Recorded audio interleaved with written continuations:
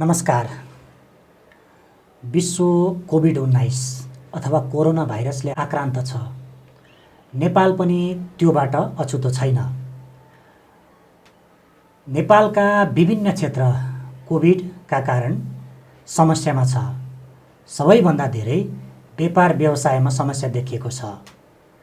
सँगै दशैं पनि नजिक आइरहेको छ।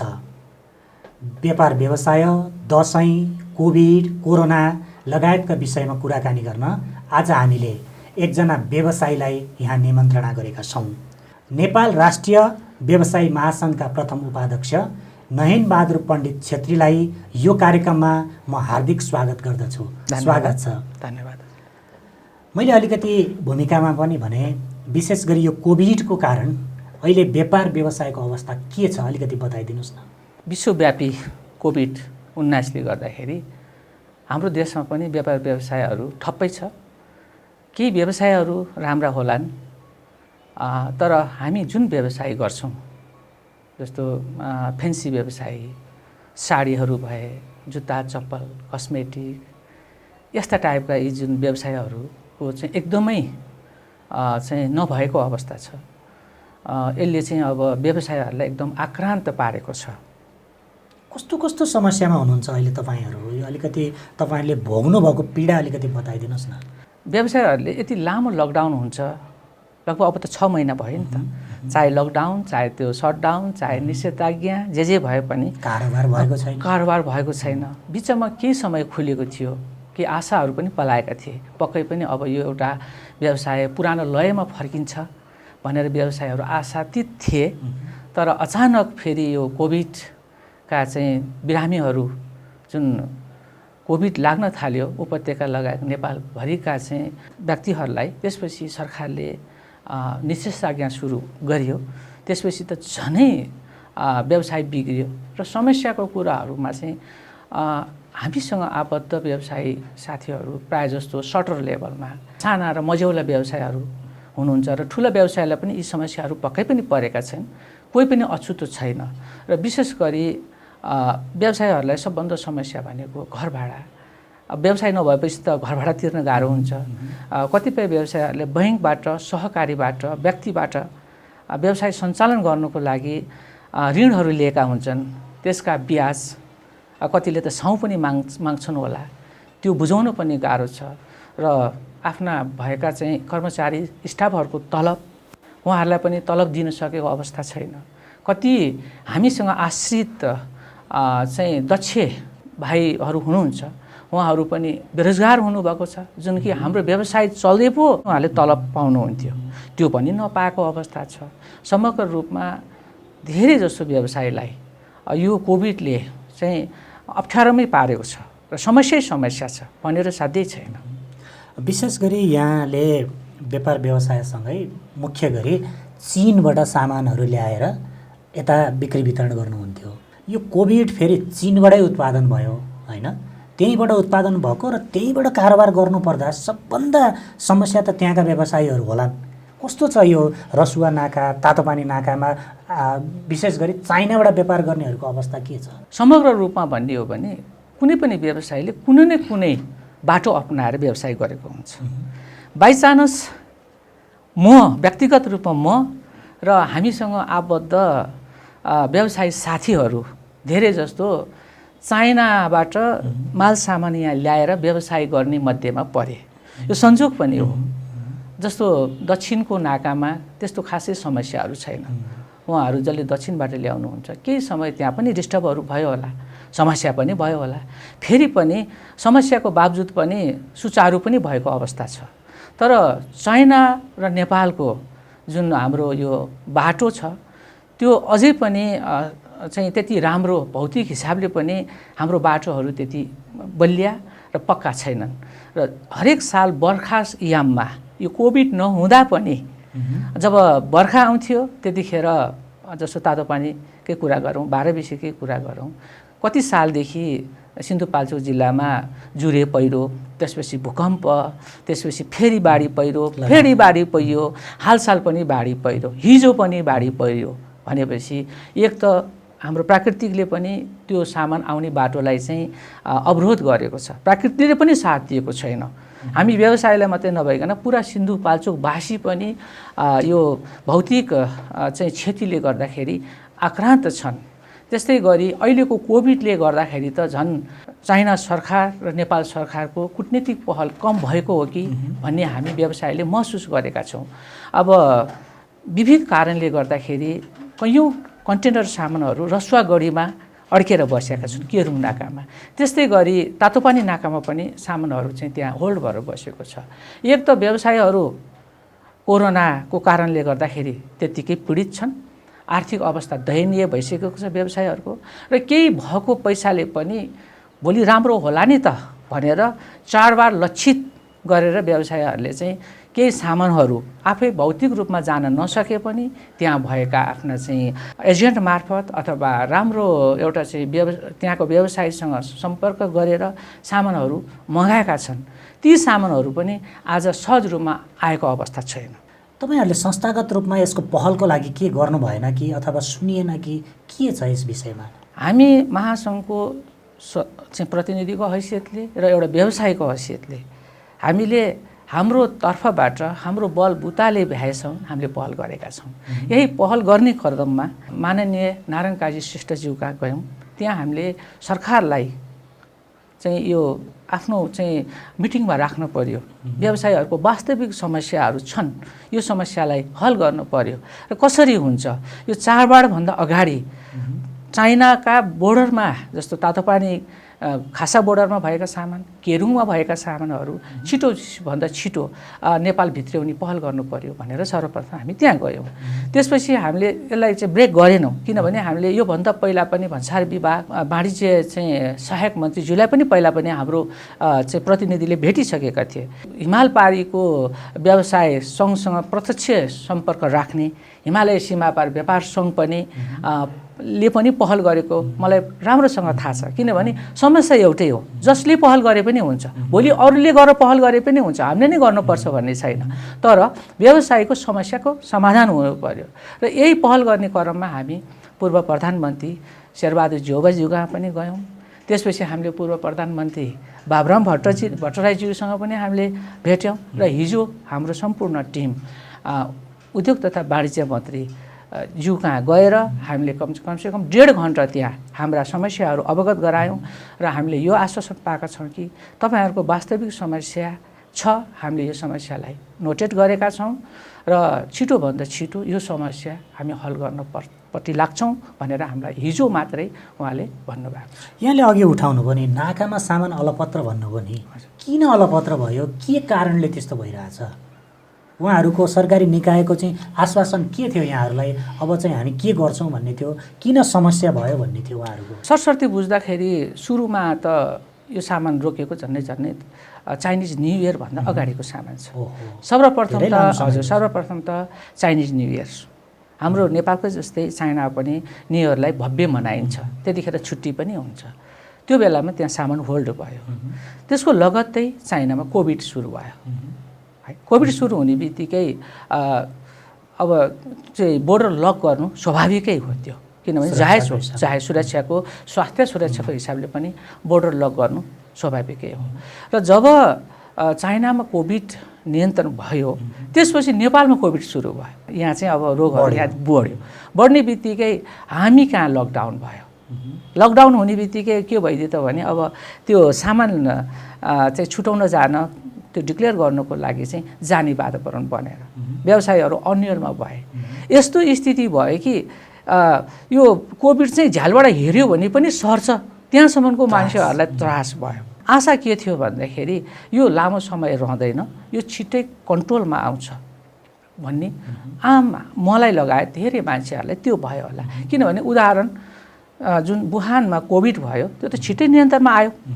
यहाँ पनि त्यस्तै 75-76 दिनमा हाम्रो चाहिँ लकडाउन खुलिएको थियो होइन, त्यही आधारमा चाहिँ खुल्यो। तर यहाँ भइदियो के त भन्दाखेरि कोभिड बढ्यो।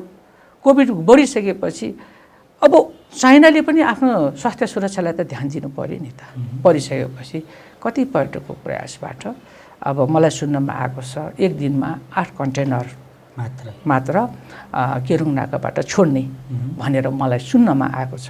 भनेपछि 8 कन्टेनर सामान एक दिनमा छोडेर त्यहाँ भएका सामानहरू यति छिटै नै नेपाल भित्रिन्छ भन्ने मलाई लाग्दैन। त्यसकारण पनि हामी एकदमै पहलमा लागेका छौँ।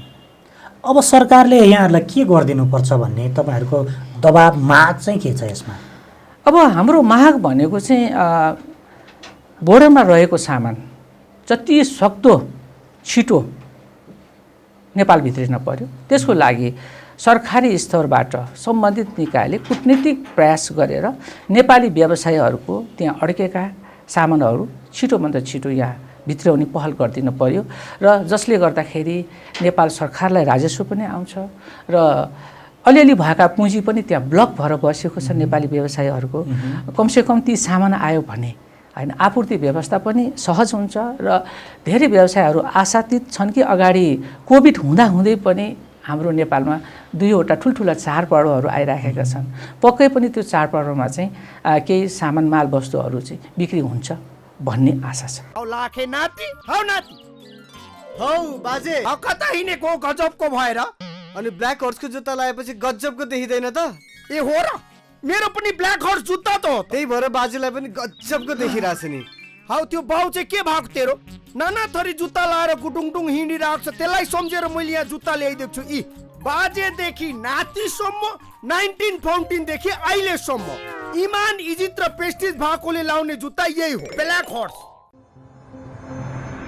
कुन्स ब्रान्डका यूपीवीसी झ्याल ढोकाका विशेषताहरू काठभन्दा कम मूल्यमा आउने, मर्मतको झन्झट नपर्ने, साउन्ड प्रुफ, आकर्षक डिजाइन, किरा खिया नलाग्ने, रंग लगाउन नपर्ने, टिकाउ, बलियो तथा भरपर्दो, प्रयोग गर्न सजिलो, घाम पानीले असर नगर्ने, चिसोले फरक नपर्ने, आगो नटिप्ने, वर्षौं वर्ष ढुक्क र आकर्षक। गुणस्तरीय कुन्स ब्रान्डका यूपीभीसी झ्याल ढोकाको लागि सम्पर्क गर्नुहोस्। क्षमादेवी ग्रुप, कौशलटार, भक्तपुर।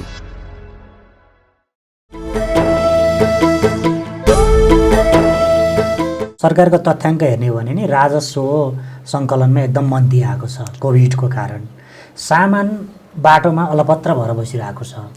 सरकार तपाईँहरूप्रति किन यति अनुदार भएको जस्तो लाग्छ यहाँलाई? किन यो पहल भएन होला भन्ने लाग्छ क्या तपाईँलाई? तपाईँहरूको संस्थागत, व्यक्तिगत अनि व्यवसायको एउटा हिसाबले, एउटा एङ्गलले हेर्दाखेरि किन यस्तो नीतिगत रूपमा किन समस्या भइरहेको जस्तो लाग्छ यहाँलाई? यही प्रश्न मैले वाणिज्य मन्त्रालयमा राखेको थिएँ सम्बन्धित निकायसँग। मैले यही भनेको थिएँ कि सरकार हाम्रो अभिभावक हो, व्यापारी भएर नै सरकार हुने हो, जनता भएर नै राज्य गर्ने हो नि त। त्यसो भएको हुनाले यहाँहरूले त तपाईहरू जस्तो व्यवसायहरूको समस्या के छ, नीतिगत सुधारहरू के गर्नुपर्छ हैन, के गर्दाखेरि व्यापारमा सहजीकरण हुन्छ, कसो गर्दाखेरि तपाईहरूको बढीभन्दा बढी व्यवसाय हुन्छ, यी कुराहरू तपाईहरूले हामीलाई बोलाएर अथवा तपाईहरूको प्रतिनिधिले हाम्रो चाहिँ व्यवसायी सङ्घ संस्थामा आएर एक आपसमा बृहत छलफल हुनुपर्ने। तर तपाईहरूले त वास्ता पनि गर्नु भएन। यति धेरै सामानहरू त्यहाँ अड्केर बसेको छ, तर तपाईहरू मौन बस्नु भएको छ, पहल भएन भनेर हिजो चाहिँ यी कुराहरू हामीले राखेका थियौँ र थाहा छैन अब सरकारको ध्यान कहाँ छ। मलाई लाग्छ हामी जस्तो व्यवसायप्रति सरकारले ध्यान दिए जस्तो लाग्दैन। यहाँले उठाउनु भयो नि, कति सामान चाहिँ त्यहाँ अलपत्र छ भन्ने तपाईँहरूसँग के त्यस्तो तथ्याङ्क छ? नाकामा लगभग 1000 कन्टेनरभन्दा बढी सामान चाहिँ केरुङ नाकामा अहिले चाहिँ होल्ड भएर बसेको भन्ने हामीलाई चाहिँ जानकारी छ। 1000 कन्टेनर भनेपछि त लगानीको हिसाबले पनि अनुमानित कति हुन्छ? धेरै नै हुन्छ, धेरै हुन्छ। जुन नेपालीहरूको पैसा त्यहाँ होल्ड भएर बसेको छ र कतिपय सामानहरू त अब डेट एक्सपायर हुने बेला भयो, त्यो भन्सारतिर ल्याइसकेपछि पनि ती सामानहरू काम लाग्छ लाग्दैन थाहा छैन। र अर्को कुरो, त्यो सामानले 3वटा सिजन खाइसक्यो। एउटा हिउँ, जनवरीमा हिउँ परेको थियो, त्यसपछि गर्मी आयो, गर्मी खायो, त्यसपछि यो बर्खा अहिले पनि पानी परिरहेको छ। 3वटा सिजन त्यो त्यहाँका सामानहरूले चाहिँ भेटिसकेका छन्। ती सामानहरू कति काम लाग्लान्, कति नलाग्लान्, कति फाल्नुपर्ने हुन्छन्, के पनि थाहा छैन। यहाँको कुरा सुन्दा त निकै कारुणिक र दारुणिक चाहिँ एकदम अवस्था देखिन्छ। यति कुरा गर्दा राजनीतिक दलसँग सरकारका प्रतिनिधिहरूसँग कुरा गर्दा उहाँहरूको आश्वासन चाहिँ के हुन्छ, उहाँहरूको भनाइ चाहिँ के हुन्छ? हामी निकम्मा भयौँ भन्नुहुन्छ अथवा हामी पहल गर्दैछौँ भन्नुहुन्छ? तपाईँकै भनाइमा 3टा सिजन खाइसक्यो, पहल कहिलेसम्म गर्ने, यो के छ उहाँहरूको प्रतिक्रिया चाहिँ?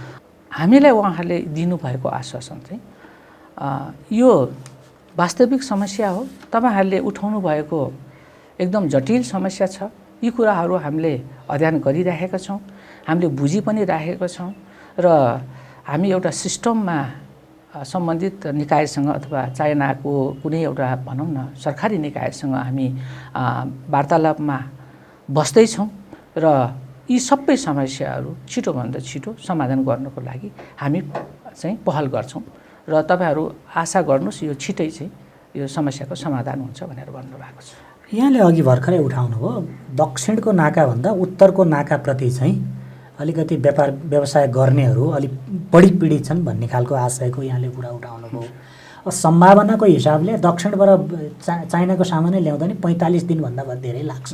यहाँबाट ल्याउने हो भने 15 दिन धेरैमा।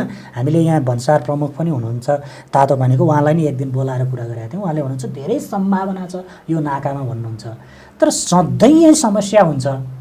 तपाईँ त लामो समय कम्तीमा पनि 30-32 वर्ष यही क्षेत्रमा बसेर यही नाकामा बसेर काम गर्नुभएको छ, किन यो भइरहेको छ भन्ने कुरा के जिस्ट निकाल्नु भएको छ तपाईँलाई? तपाईँको मनले के भन्छ? जति कुराहरू बाहिर प्रसारमा आउँछन्, यो नाका सम्भावना छ, यो नाकालाई अन्तर्राष्ट्रिय स्तरको बनाइन्छ, यी सबै कुराहरू हामीले हिजो पनि सुन्दैछौँ, आज पनि त्यही कुरा सुन्दैछौँ, तर व्यवहारमा ती कुराहरू भएको हामीले पाएका छैनौँ। किनभने यो नाकालाई असाध्यै राम्रो र असाध्यै चाहिँ सरल बनाउने हो भने हाम्रो बाटोको अवस्था पनि कस्तो छ, हाम्रो भन्सार एड होइन, यी सबै कुराहरू पक्कै पनि गर्न सकिन्थ्यो होला नि त। थाहा छैन अब राज्यले किन चाहिँ त्यति धेरै चासो नदिएको हो। धेरै सामानहरू चाहिँ दक्षिणबाट आउने भएर हो कि? हुन त चाइनाको सामान पनि दक्षिणबाट आउँछ र नाकामा या त पहल कदमी कम भएको हो कि? त्यो पनि हुनसक्छ। व्यवसायको पहल कदमी कमले पनि हुनसक्छ। यो नाकालाई चाहिँ अलिकति सहज ढङ्गबाट सुचारू नहुनुको कारण। र अर्को कुरो, जहिले पनि बाढी पहिरो जब सिजनको बेला आउँछ त्यो बेलामा चाहिँ भौतिक नोक्सानहरू त्यहाँ भइराखेका छन्, प्राकृतिक प्रकोपहरू आइराखेका छन्। अब यो बुझ्न गाह्रो छ, बुझिसक्नु नै छैन। यहाँ एउटा व्यवसायी पनि हुनुहुन्छ, मुख्य गरी हामीले सञ्चार माध्यममा यता लगायतका विविध विषयमा हेर्दाखेरि पनि दक्षिणतिर त्यति धेरै नाकाहरू छन्, त्यति धेरै विवाद छैन। हाम्रो उत्तरको नाका चाहिँ सबभन्दा धेरै विवादित हुन्छ के? व्यापार व्यवसायीले नि त्यहीँबाट नाजायज कामहरू गरेको, त्यहाँ जाने कर्मचारीहरू पनि बढी दाग लागेर आएको, यो चाहिँ किन यस्तो भइरहेछ? के छ यहाँको अनुभव? यसको बारेमा त मैले जति पनि त्यो मिडियामा हेर्छु, टेलिभिजनमा हेर्छु, यो नाकाहरू चाहिँ अलिक बदनाम छ। अब सायद दक्षिणका नाका पनि त्यस्ता हुन्छन् होला, किनभने दक्षिणको नाका पूर्वदेखि पश्चिमसम्म धेरै ठाउँबाट छ, बार पनि छैन। यताको नेपालपट्टिको मान्छेको खेत चाहिँ इन्डियामा छ, इन्डियाको मान्छेको खेत चाहिँ नेपालमा छ। त्यसकारण त्यहाँ पनि त्यस्ता गतिविधिहरू चाहिँ हुन्छन् होला, तर ती कुराहरू त्यति प्रायोरिटीमा नपरेका हुन सक्छन्। तर उत्तरको नाका सीमित व्यवसायहरूले व्यवसाय गर्ने भएको हुनाले सबै व्यवसाय एकै नासका हुन्छन् भन्ने हुँदैन होइन। खुल्ला बोर्डरको, खुल्ला नाकाको फाइदा उठाएर आफ्ना व्यवसायिक भनौँ न अवैधानिक व्यवसायहरू पनि गर्छन्। त्यसो त एयरपोर्टबाट पनि त गर्छन् होइन, इन्टरनेसनल एयरपोर्टबाट पनि त भइरहेको छ नि। त्यस्ता कुराहरू चाहिँ सरकारले निगरानी राख्नु पर्यो होइन, किनभने सरकारको उपस्थित बाक्लो हुनु पर्यो, सम्बन्धित निकायको। उहाँहरूले त्यस्ता कुराहरू पहिचान गर्नु पर्यो र त्यस्ताहरूलाई कारबाही गर्नु पर्यो। बोर्डरलाई चाहिँ अलिकति टाइट गराउनु पर्यो, चेक जाँच कडा गर्नु पर्यो, पक्कै पनि त्यो समस्याको समाधान हुन्छ। यहाँले भर्खर पनि जोड्नुभयो, अब दुईवटा ठुला महान चाडहरू पनि आइरहेका छन्, दसैँ र तिहार लगातार रूपमा आउँछन्। व्यापार व्यवसायको अवस्था नाजुक छ। अब यो बेला सामान बढी खपत हुने पनि बेला हो। के छ यो बजारमा अहिले यहाँको माग अनुसारको सामान पूर्ति गर्न सकिन्छ भन्ने लाग्छ यहाँहरूलाई? हामी आशावादी मात्रै छौँ। बजारहरू खुलेका छन् तर किन्ने ग्राहकहरू छैनन्। काठमाडौँ मात्रै खुलेको अवस्था छ। नेपालभरिबाट आउने वातावरण त अझै पनि सहज भएको छैन। त्यसो भएको हुनाले हामी त के छ भने आशा छौँ कोरोना सँगसँगै व्यापार पनि गर्नुपर्छ, अर्थतन्त्रलाई पनि चलायमान बनाउनुपर्छ, आफ्नो व्यवसाय चलाएर आफ्ना दैनिकी गुजारा पनि टार्नुपर्छ भन्ने पक्षमा व्यवसायहरू लागेका छन्। त्यसकारण भोलि सामान त पैसा हालेर किनेका सामानहरू त्यहाँ छन् नि त, ती सामान त जसरी पनि आउनु पर्यो नि त।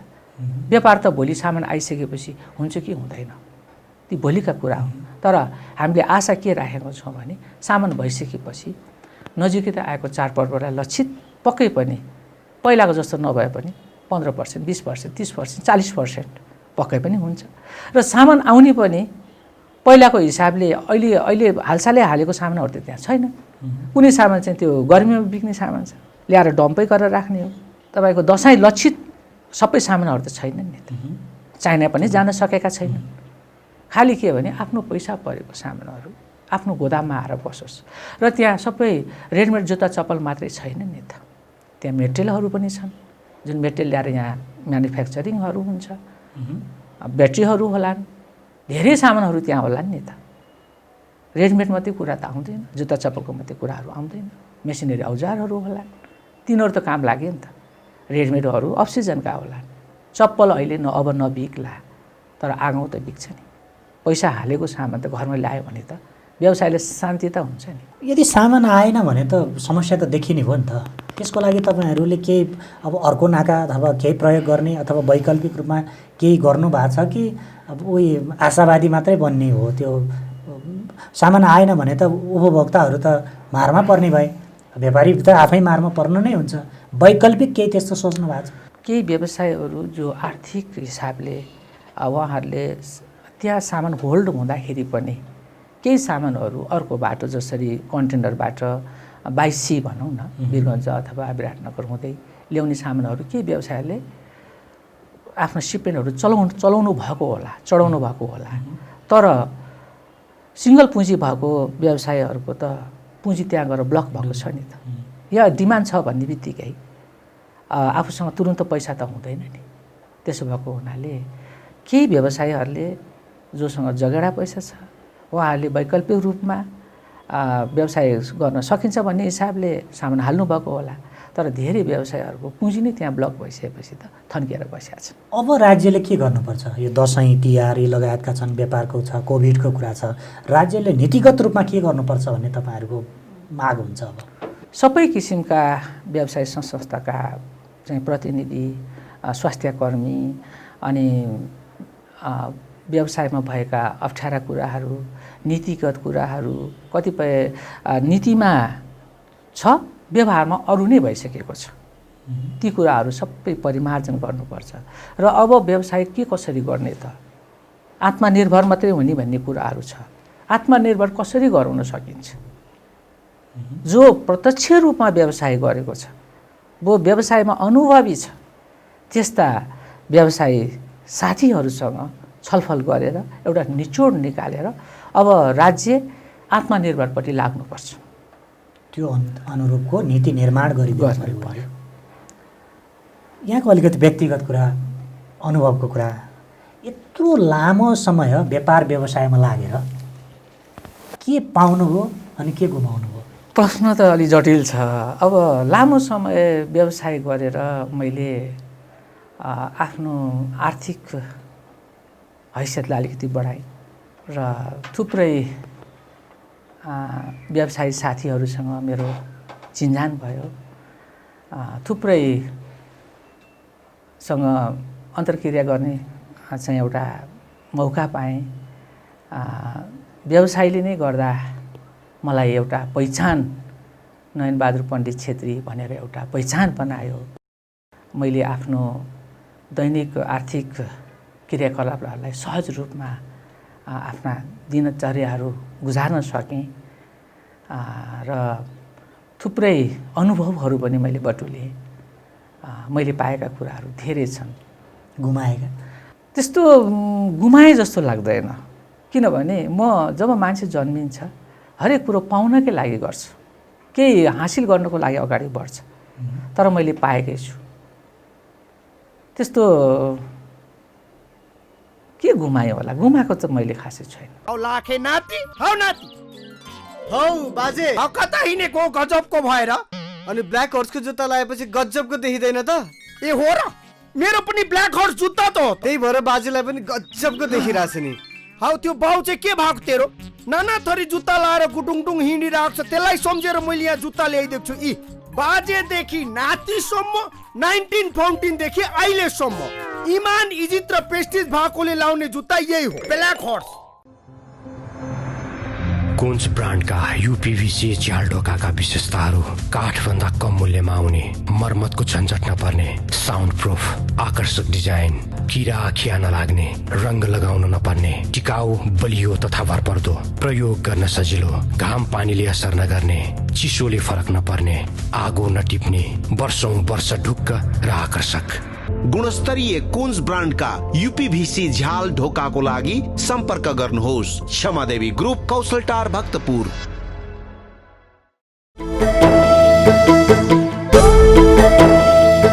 एउटा कुनै युवा म नयनबहादुर पण्डित छेत्री जत्तिकै व्यवसायी बन्छु भनेर यो क्षेत्रमा प्रवेश गर्नुहुन्छ भने उहाँलाई तपाईँको के सन्देश हुन्छ, के सुझाव हुन्छ? सबभन्दा पहिला त इच्छा शक्ति, दृढ इच्छा शक्ति हुनु पर्यो। जुन व्यवसाय गर्ने हो त्यसको बारेमा अध्ययन गर्नु पर्यो, त्यसको मार्केट कस्तो छ, यसको राम्रा पक्ष नराम्रा पक्ष के छन्, व्यवसाय गर्नुको लागि हरेकले त्यही हेर्नु पर्यो। र अर्को कुरो सकारात्मक सोच,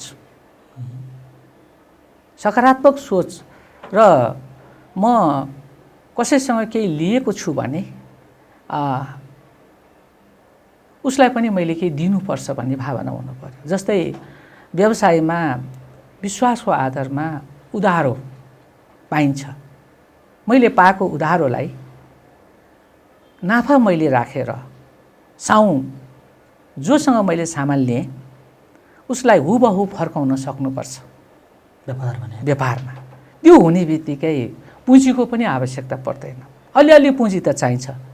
तर सबभन्दा ठुलो कुरो व्यापारमा इमान्दारिता, लगन, त्यो हुने बित्तिकै व्यापार गर्न सकिन्छ। र म नयाँ आउने जो कोही भाइ बहिनीहरूलाई के भन्न चाहन्छु भने लगनशील भएर व्यवसाय गर्यो भने चाहे त्यो जुनसुकै व्यवसाय किन नहोस् सफल भइन्छ।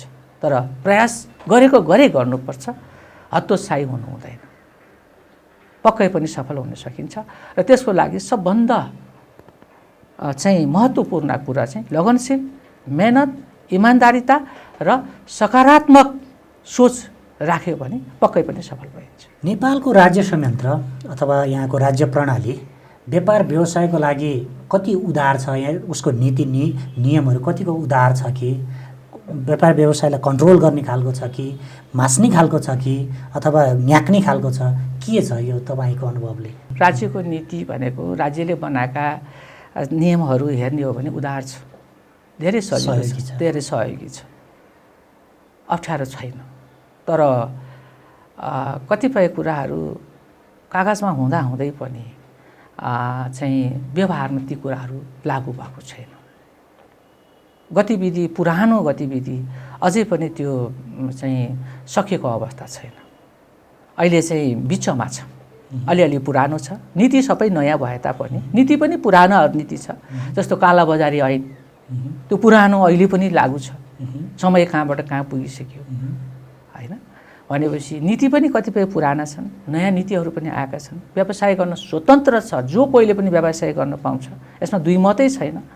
तैपनि अघि नै मैले एउटा कुरा भनेको थिएँ, राज्यले कुन व्यवसाय गरिराखेको छ उनीहरूसँग प्रत्यक्ष रूपमा सम्पर्क गरेर यसलाई अझ कसरी प्रमोसन गर्न सकिन्छ त्यसको चाहिँ कमी भएको मैले महसुस गरेको छु। त्यही राज्य सञ्चालन गर्न जो जान चाहन्छन् नि, राजनीतिक दल छन् नि, विभिन्न राजनीतिक दलहरू छन्, तिनीहरूको चाहिँ दृष्टिकोण कस्तो पाउनु भएको छ व्यापार व्यवसायप्रति? कोदालै नदेखेको मान्छेलाई कृषि मन्त्री बनायो भने अनुभव गाह्रो त हुन्छ नि त। तर त्यो हुने बित्तिकै त्यो गाह्रोलाई सजिलो गर्नु पर्यो नि त, सजिलो गर्ने उपायहरू छन् नि त। ठिक छ, मलाई कृषि सम्बन्धी आउँदैन, तर म कृषिको एउटा कोअर्डिनेटर मलाई बनाइयो भने मैले सिक्नु पर्यो नि त। 2 महिना 3 महिना 4 महिना 5 महिना कति लाग्छ जान्न चाहनु होइन, सिक्नु पर्यो नि। सिक्यो भने गर्न सकिन्छ नि त। त्यसो भएको हुनाले हामी कहाँ व्यवसाय चलिराखेको छ, राज्य पनि चलिराखेको छ। व्यवसायहरूलाई सरकारले हेर्ने दृष्टिकोण पनि नेगेटिभ पोजिटिभ दुइटै किसिमले हेरिराखेको छ।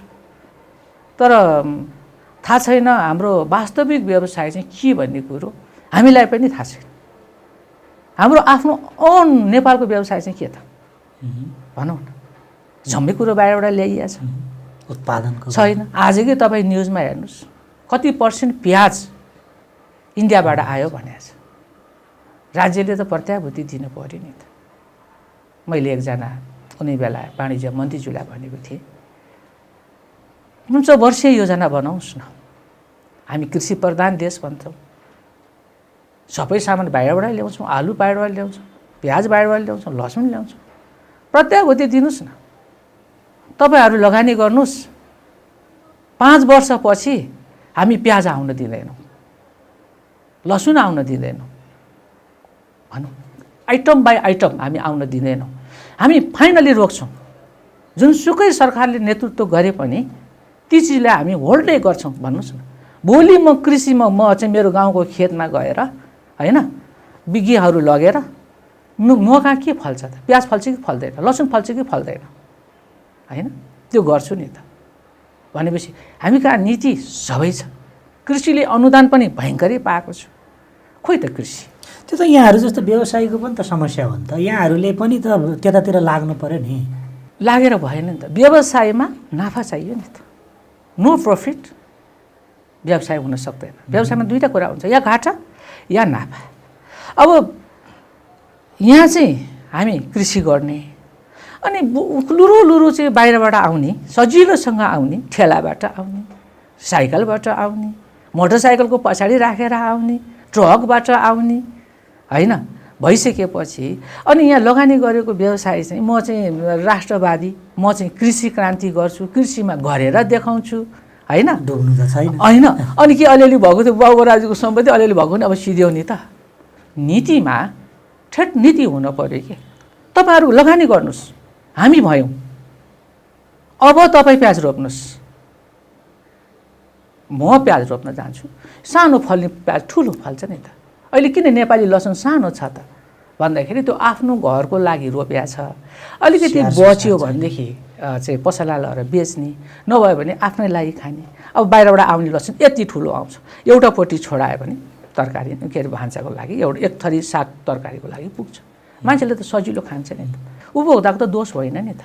उसले त जे चिज राम्रो छ, जुन सहज हुन्छ त्यो किन्छ नि त उपभोक्ताले त। नीति बनाउनु सस्तो पनि खोज्छ, नीति बनाउनु पर्यो नि त। कमसेकम 5 वर्ष 4 वर्ष प्रत्याभूति दिनु पर्यो। नीति त छ कृषिमा धेरै गर्ने भन्ने, कृषिमा चाहिँ हामी आत्मनिर्भर हुने भन्ने छ, उद्योगमा आत्मनिर्भर हुने भन्ने छ। तर त्यो चाहिँ 100% प्रत्याभूति हुनु पर्यो कि अब आउँदै आउँदैन है, तपाईँहरूले गर्नु भएन भने मात्रै हामी मगाउने अथोराइटी दिन्छौँ। तपाईँहरूले गर्नुभयो भने हामी मगाउँदैनौँ र तपाईँहरूले कहाँ कहाँ गर्नुभयो त्यसको अनुगमन हामी गर्छौँ र आगामी दिनमा कति प्रोडक्ट हुन्छ त्यसको टेन्टेटिभली डाटा पनि हामी लिन्छौँ। त्यो हिसाबले हामी इम्पोर्ट गर्छौँ भनेर चाहिँ हरेक कुरा, मैले एकचोटि प्याजको कुरा गरेँ, चना कति आइरहेको छ, हरेक कुरा आइरहेको छ। ती चिजहरूलाई हामीले त बिस्तारै होल्ड गर्न सक्छौँ नि त। व्यापार व्यवसाय गर्दा गर्दै अनि समाज सेवातिर पनि लाग्नु भएको छ। हामीले केही त्यस्ता मन्दिर निर्माणका कुराहरू सुनेका छौँ। व्यापार व्यवसायबाट समाज सेवा चाहिँ कहाँबाट अभिप्रेरित आउँछ फेरि? अब म स्कुलमा हुँदाखेरि पनि मोनिटर थिएँ क्या। अहिले त के भन्छ थाहा छैन, त्यो बेला हामीले मोनिटर भनेको थियौँ। अनि अलिक गीत सित गाउने, मादल बजाउने, अरू अगुवा अरू भाइहरूलाई पनि यसो इन्टरटेनमेन्ट गराउने। त्यसरी म काठमाडौँ पढ्दाखेरि पनि त्यहाँ पनि मोनिटर थिएँ, एक किसिमको मोनिटर। तर हुँदा हुँदा म व्यवसायमा लाग्दा लाग्दा पक्कै पनि मेरो केही देखेर मलाई चाहिँ व्यवसाय संस्थामा कुनै एउटा पद दिनुभयो। त्यसले गर्दाखेरि बिस्तारै मभन्दा अग्रज व्यवसायी चाहिँ दाइहरू भनौँ न, उहाँहरूसँग चाहिँ म पछि लागेँ। त्यसपछि उहाँहरूले गरेका क्रियाकलापहरू मलाई पनि मन पर्यो, म पनि सहभागी हुँदै गएँ। एवं रूपमा चाहिँ म बिस्तार सामाजिक काममा पनि लागेँ। र अर्को कुरो मान्छेले समाजको लागि केही न केही गर्नुपर्छ। एउटा देशको नागरिक उसको आफ्नो हैसियत अनुसार, ठुलाले ठुला गर्छन् भने सानाले साना गर्छन्, आफ्नो हैसियत अनुसारले समाज सेवा गर्ने हो। र केही आफूले कमाएको केही पर्सेन्ट अप्ठ्यारोमा परेका चाहिँ व्यक्तिहरूलाई दिनुपर्छ। र हामी अब हाम्रो देशमा विभिन्न अब निर्माणहरू हुन्छन्, मन्दिर, पाटी पौवा जस्तो प्रहरी चौकी, चौतारी, त्यस्तोमा लौ न दाइ अलिकति भन्न आउँछन्। मसँग हुँदाखेरि मलाई सहज रूपमा दिनु मन लाग्छ। त्यसरी म चाहिँ अब बिस्तारो हल्का सानोतिनो समाजसेवी पनि बनेको छु। विशेष गरी यहाँको समाजसेवा केमा लक्षित छ, केमा चाहिँ तपाईँले गर्नुभएको छ, बताइदिनुहोस् न अलिकति। मैले खासै समाजसेवा भन्दाखेरि अलिकति यो जस्तो किरापूर्ति भवन, प्रहरी चौकी भवन, जस्तो कोटेश्वरमा पनि, अनि मन्दिर सत्तलहरूमा अलिकति लगानी गरेको छु। यही लगानी गर्ने क्रममा मेरो घर सिन्धुपाल्चोक हेलम्बु गाउँपालिका, पहिलाको इचोक, अहिले हेलम्बु गाउँपालिका, जुन मेलम्चीबाट अलि माथि पर्छ। मेलम्ची त सबैले बुझ्छन्, हेलम्बु अहिले बुझ्न थाले। र हेलम्बु गाउँपालिकामा मैले के सोचेँ भनेदेखि म काठमाडौँ आएको त्यो बेलामा म सुरुमा आएको व्यक्ति र काठमाडौँ आएर आफ्ना चाहिँ व्यवस्थापन गरेको व्यक्ति र सिन्धुपाल्चोक जिल्ला हेलम्बुमा एउटा हिन्दू मन्दिर जस्तो पाल्चुकी माई मन्दिर छन्, जुन धेरै नै फेमस छन्। अर्को एउटा मन्दिर पनि एउटा बनाउनु पर्छ भन्ने चाहना चाहिँ मैले पहिलेदेखि राखेको थिएँ। त्यो अवसर आएको थिएन, साई भगवानले चाहिँ अलिक ढिला जुराउनु भयो। ल हाल आएर सिन्धुपाल्चोक जिल्लाको हेलम्बु गाउँपालिका वार्ड नम्बर 6 थापाटारमा हामी समूह मिलेर एउटा मन्दिर बनाएका छौँ। त्यसको संयोजक चाहिँ म हो।